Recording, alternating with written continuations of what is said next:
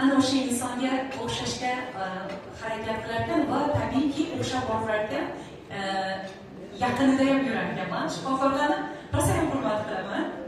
Ixlosim bilan har qanaqa shifokorlarni hozirgi onlarimgacha ko'rganman va hammasini duo qilaman.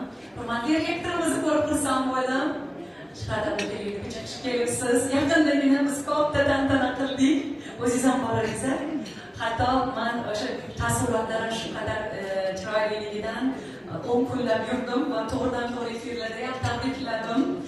Katta imkoniyatni sog' bo'linglar, salomat bo'linglar. O'zi aslida bizning har kunimiz bayram.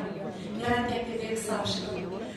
Azoblarga chidab so'ngidan bitta so'z terishlar shivirlab.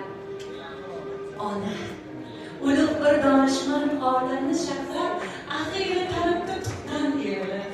Zabon baxsh etganga ehtirom saqlab, ona deb atabdi ilk bor tilida.